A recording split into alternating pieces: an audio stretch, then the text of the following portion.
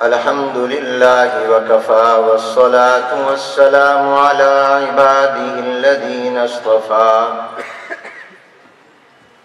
أما بعد فأعوذ بالله من الشيطان الرجيم بسم الله الرحمن الرحيم فبما رحمة من الله لنت لهم ولو كنت فظا غليظ القلب لانفضوا من حولك وقال الله تبارك وتعالى وما أرسلناك إلا كافة للناس وقال الله تبارك وتعالى وما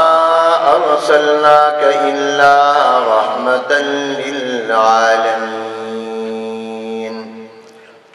وقال النبي صلى الله عليه وسلم أرسلت إلى الخلق كافة صدق الله العظيم وصدق رسوله النبي الكريم ونحن على ذلك لمن الشاهدين والشاكرين والحمد لله رب العالمين.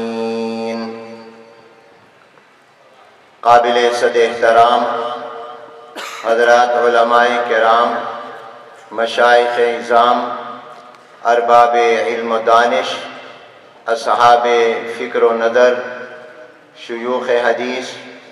اساتذہ کرام، برادران اسلام اور طلباء عزیز، السلام علیکم ورحمۃ اللہ وبرکاتہ. میں سب سے پہلے رحمت کائنات فاؤنڈیشن کے امیر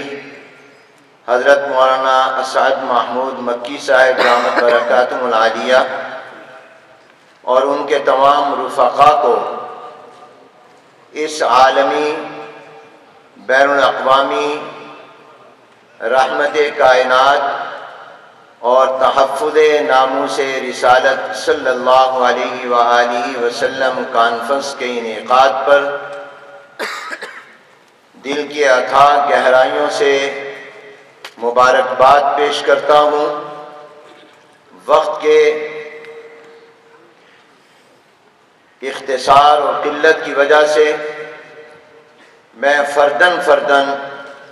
ان معزز مہمانوں کا نام لے کر شکریہ ادا کرنے سے قاصر ہوں جو پاکستان کے مختلف علاقوں اور شہروں اور صوبوں سے تشریف لائے اور پاکستان سے باہر دیگر ممالک سے تشریف لائے. اللہ تبارک و تعالی ان سب حضرات کو جزائے خیر عطا فرمائے. یہ کانفرنس جس عنوان پر ہو رہی ہے وہ عنوان بھی بڑا اہم ہے. جس مہینے میں ہو رہی ہے وہ مہینہ بھی بڑا مقدس اور انتہائی محترم اور عظیم الشان ہے. ربیع الاول کی آج 3 تاریخ ہے، 1444 ہجری ہے، 29 ستمبر 2022 جمعرات کا دن ہے. جناب نبی کریم رحمت عالم حضور اکرم صلی اللہ علیہ وآلہ وسلم کی بعثت اور ولادت باسعادت ماہ ربیع الاول میں ہوئی اور اس مہینے کو یہ شرف اور اعزاز حاصل ہے کہ اس مہینے میں خلاصہ کائنات، مقصود کائنات،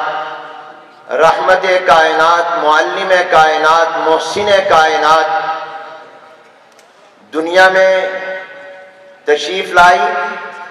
اور ایک شاعر نے درست کہا کہ ہوتا نہ تیرا نور گر کچھ بھی نہ ہوتا جلوہ گر، ہوتا نہ تیرا نور گر کچھ بھی نہ ہوتا جلوہ گر،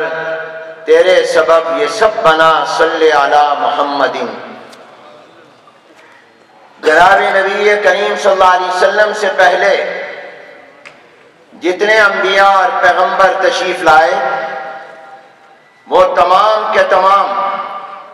اپنے اپنے علاقوں کے نبی اور پیغمبر بن کر آئے۔ اس لیے ہر نبی اور پیغمبر نے اپنی قوم کو خطاب کیا۔ قرآن کریم میں ہر نبی یا قوم کہتا ہوا نظر آتا ہے، لیکن جب جناب نبی کریم صلی اللہ علیہ وسلم دنیا میں آئے تو اس شان نبوت اور رسالت کے ساتھ آئے کہ آپ صرف مکہ المکرمہ اور مدینہ طیبہ، آپ صرف نجد اور حجاز اور آپ صرف عرب کے نبی اور پیغمبر بن کر نہیں آئے، بلکہ دنیا کے تمام علاقوں اور تمام قوموں اور انسانوں کے نبی اور پیغمبر بن کر آئے۔ اس لیے آپ نے انسانیت کو خطاب کیا اور یا ایھا الناس فرمایا، اور پروردگار عالم نے وما ارسلناک الا کافۃ للناس فرمایا۔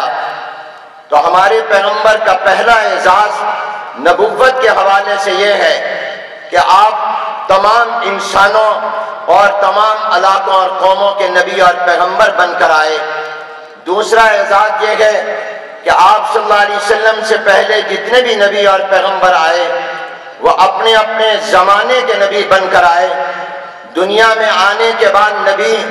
جانے کے بعد ان کی نبوت کا زمانہ اور دور جب تک اللہ نے چاہا باقی رکھا، لیکن جب نیا نبی آیا تو ختم ہو گیا۔ مگر جناب نبی کریم صلی اللہ علیہ وسلم دنیا میں آنے سے پہلے بھی نبی، ارشاد فرمایا کنت نبیا وآدم بین الماء والطین، وفی روایت کنت نبیا وآدم بین الروح والجسد۔ آپ آدم علیہ السلام ابھی پیدا بھی نہیں ہوئے، حضور علیہ السلام اللہ کے نبی اور پیغمبر تھے۔ آپ نے فرمایا میں اس وقت بھی نبی تھا جب آدم علیہ السلام کی ابھی تخلیق بھی مکمل نہیں ہوئی ہے، آنے کے بعد بھی نبی ہیں اور پھر دنیا سے جانے کے بعد بھی آپ نبی ہیں اور قیامت تک کے تمام زمانوں کے نبی اور پیغمبر ہیں، کیونکہ آپ آخری نبی اور پیغمبر ہیں۔ اس لیے آپ ماضی کے بھی نبی، آپ حال کے بھی نبی، آپ مستقبل کے بھی نبی۔ اللہ نے جہاں اپنی ربوبیت کا اقرار کروایا وہاں آنے والے نبیوں سے اس نبی کی نبوت کا بھی اقرار کروایا۔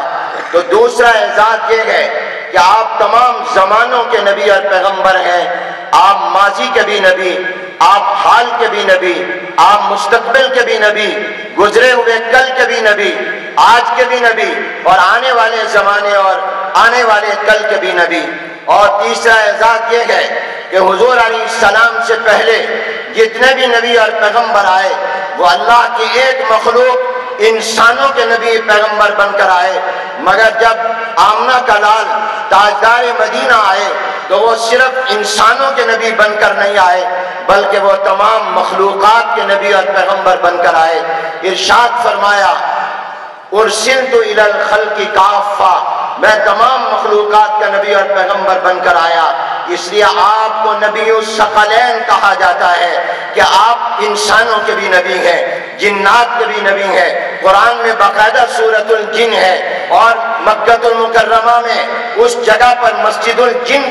بن گئی اور کہلاتی ہے، جہاں آپ جا کر جنات کو تبلیغ کیا کرتے تھے۔ تو آپ انسانوں کے بھی نبی، جنات کے بھی نبی، آپ حیوانات کے بھی نبی، نباتات کے بھی نبی۔ وقت نہیں کہ میں اس کے دلائل آپ کے سامنے بیان کروں۔ پھر اللہ نے آپ کو معراج جب آسمانوں کا کرایا تو ایک نکتہ یہ بھی تھا کہ یہ بات کا اعلان ہو جائے کہ آپ زمین والوں کے بھی نبی ہیں، آپ آسمان والوں کے بھی نبی ہیں، آپ فرش کے بھی نبی ہیں، آپ عرش کے بھی نبی ہیں۔ ہر آسمان کے فرشتوں نے اعلان کیا مرحبا بالنبی صالح، اعلان ہوا کہ آپ فرشتوں کے بھی نبی اور پیغمبر ہیں۔ تو اللہ نے آپ کو تمام مخلوقات کا نبی اور پیغمبر بنایا۔ یہ آپ کا ایک اور اعزاز ہے۔ پھر آپ کا اعزاز یہ ہے کہ جناب نبی کریم صلی اللہ علیہ وسلم سے پہلے جو بھی آئے وہ امتوں کے نبی اور پیغمبر بن کر آئے، مگر جب آمنہ کے لال تاجدار مدینہ حضور علیہ السلام دنیا میں آئے تو وہ صرف امتوں کے نبی بن کر نہیں آئے، نبیوں کے بھی نبی بن کر آئے، پیغمبروں کے بھی پیغمبر بن کر آئے۔ آپ نے فرمایا انا نبی الانبیاء، تو ان اعزازات کو جب آپ پیش نظر رکھیں گے کہ آپ تمام انسانوں کے نبی، آپ تمام زمانوں کے نبی، اور آپ تمام مخلوقات کے نبی، اور آپ تمام نبیوں اور پیغمبروں کے بھی نبی، تو اس سے یہ بات بھی بڑی آسانی سے سمجھ آ جائے گی کہ آپ رحمت صرف ایک قوم کے لیے بن کر نہیں آئے، ساری دنیا کے انسانوں کے لیے رحمت بن کر آئے، اور آپ صرف اپنے زمانے کی رحمت بن کر نہیں آئے بلکہ تمام زمانوں کے لیے رحمت بن کر آئے۔ بعض اوقات منکرین ختم نبوت اس بات کا دھوکہ دیتے ہیں، پوچھتے ہیں سوال کے انداز میں نبوت رحمت ہے یا نہیں، کہا جاتا ہے نبوت رحمت ہے، تو کہا کہ رحمت تو جاری رہنی چاہیے، رحمت بند کیوں ہو گئی، رحمت ختم کیوں ہو گئی؟ اس لحاظ سے وہ اجرائے نبوت، بقائے نبوت پر استدلال کرنے کی کوشش کرتے ہیں۔ ہمارا جواب یہ ہوتا ہے کہ رحمت ختم نہیں ہوئی، ہمارے نبی کی رحمت جاری ہے، رحمت ساری ہے، اور قیامت تک اور قیامت کے بعد بھی رحمت جاری رہے گی۔ اس لیے رحمت آپ کی اب بھی ہے بلکہ کامل ہو چکی ہے۔ تو آپ علیہ السلام تمام زمانوں کے لیے رحمت، آپ تمام مخلوقات کے لیے رحمت، وقت نہیں کہ اس کی تفصیل میں جایا جائے، آپ علماء کرام ہیں، اور آپ تمام نبیوں کے لیے بھی رحمت ہیں، پیغمبروں کے لیے بھی رحمت ہے، تو آپ واقعتاً رحمت للعالمین ہیں۔ اور میرے دوستو، قرآن میں اللہ نے کہا ہے فَبِمَا رَحْمَةٍ مِّنَ اللَّهِ لِنْتَ لَهُمْ، اور میرے شیخ وفاق المدارس کے صدر حضرت مولانا مفتی محمد تقی عثمانی صاحب دامت برکاتہم العالیہ ایک اپنے مقالے میں فرماتے ہیں کہ میں نے حضور کی سیرت کا جو مطالعہ کیا اور حضور نے جو دنیا میں انقلاب پیدا کیا، اور وہ انقلاب بھی 23 سال کے عرصے میں پیدا کیا۔ 23 سال کا زمانہ قوموں کی زندگی میں کوئی تاریخ حیثیت نہیں رکھتا۔ آج پاکستان کو 75 سال بنے ہو گئے، پاکستان آگے جانے کی بجائے پیچھے جا رہا ہے۔ آج تک ترامیم آ رہی ہیں، منصوبے بن رہے ہیں۔ حضور علیہ السلام نے 23 سال کے عرصے میں اپنے مشن کا آغاز بھی کیا، اس کو آگے بھی بڑھایا، اور پھر تکمیل تک بھی اس طرح پہنچایا کہ عرفات کے میدان میں حجۃ الوداع کے موقع پر 1,24,000 کم و بیش صحابہ کے مجمع میں قرآن کی زبان میں اعلان کیا الیوم اکملت لکم دینکم واتممت علیکم نعمتی ورضیت لکم الاسلام دینا۔ حضور نے اپنے مشن کا آغاز بھی کیا، آگے بھی بڑھایا، پایہ تکمیل کو بھی پہنچایا۔ اس 23 سال کے عرصے میں جو حضور نے انقلاب پیدا کیا، انسانی تاریخ، دنیا کی تاریخ اس کی مثال پیش کرنے سے عاجز اور قاصر ہے۔ سچ کہا علامہ اقبال نے، وہ دانائے سبل ختم الرسل مولائے کل، جس نے غبار راہ کو بخشا فروغ وادی سینہ، نگاہ عشق و مستی میں وہی اول وہی آخر، وہی قرآن وہی فرقان، وہی یاسین وہی طٰہٰ۔ یہ علامہ اقبال نے انقلاب کا نقشہ ایک عام آدمی شاعر نے سادہ لفظوں میں آپ کی توجہ چاہوں گا، انہوں نے حضور کے انقلاب کا نقشہ اتنا پیارا پیش کیا، کہتا ہے کیسے کیسے ایسے ویسے ہو گئے وہ ابو جہل ابو لہب جو